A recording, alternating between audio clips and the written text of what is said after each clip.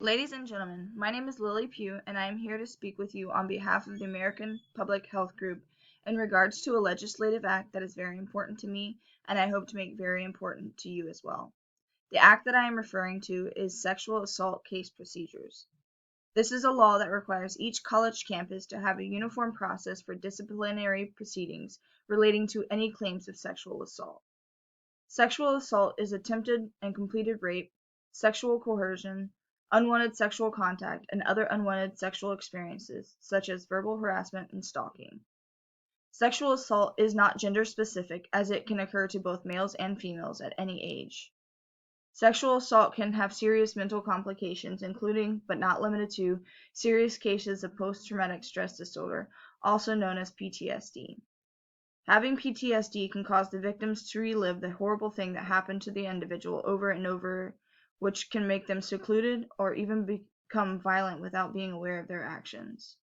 Sexual assault not only affects the victims mentally, but sexual assault can also cause severe injuries to victims, with these injuries being temporary and/or permanent.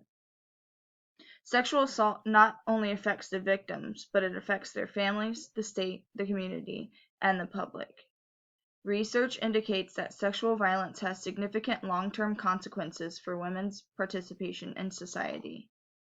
It also affects other people's participation in society for fear of sexual assault. Research shows that when participation in society decreases, the general health of the society also decreases. As a public health group, it is our duty to help increase the public health as a whole and help stop whatever is causing a decrease in the public health. Sexual assault and violence is a serious problem and is at an all-time high in colleges' campuses as of current. Research has shown that more than 1 in 5 female undergrads at top schools have suffered a sexual attack.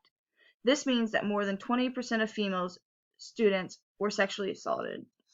Of those assault cases, not all cases were reported and are not convicted properly or not convicted at all. Many people do not report their sexual assault cases because they are scared of the repercussions of what can happen to them, and many of them ask what is the point if the offender is not prosecuted. According to studies, out of every 1,000 rapes, only 344 are reported, and only 63 lead to arrests. So we are living in a world where someone is assaulted and has something horrific happen to them, and they are too scared to speak up, because there is no law in place to protect them or to help them get justice. There are cases on file where women have reported the sexual assault that has happened to them and reported the incident, and the victim was criticized or dragged through the mud because the perpetrator was a scholarly athlete or had a lot of money. They make the victim out to be targeting the athlete, or they make the athlete out to be the victim, stating that they made a mistake. This is an unacceptable action made by the college, the lawyers, and the justice system. This is why it is important for a bill to be in place to protect these victims and make sure that incidences like this do not happen to them. Victims need to feel safe in reporting assaults, and action needs to be taken on these offenders. When action is not taken on these offenders, we are allowing more assaults to happen. With this law, it will require the school to take sexual assault accusations seriously and not be able to cover up the accusations. This will require schools to do an extensive investigation on the accusation and will require using an outside source.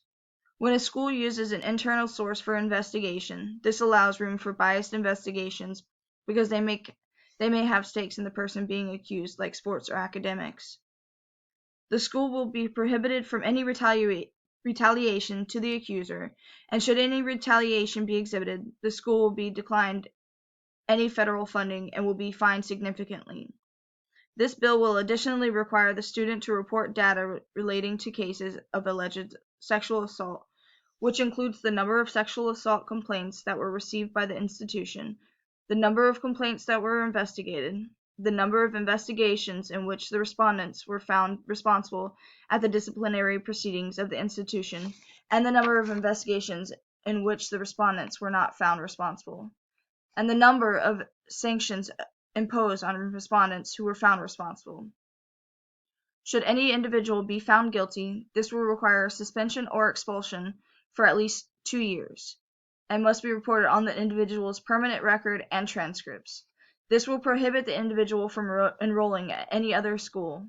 It is important to keep someone with a history of sexual assault from going to another school and possibly committing the same act, and it is important to inform individuals of sexual assault cases, because if the school is held accountable for reporting the incidents, they will be more likely to take action in helping preventing sexual assaults from happening.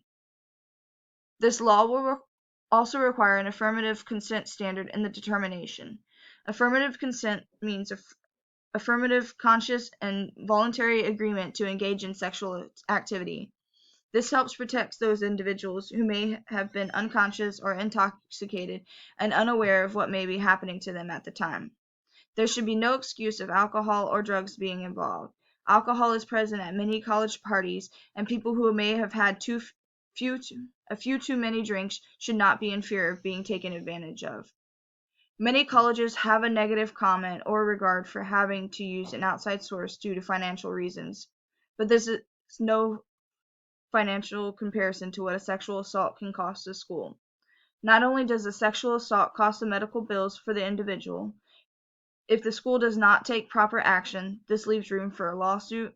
They lose the tuition of the person who was attacked, and possibly more students who will withdraw because they no longer feel safe at the school.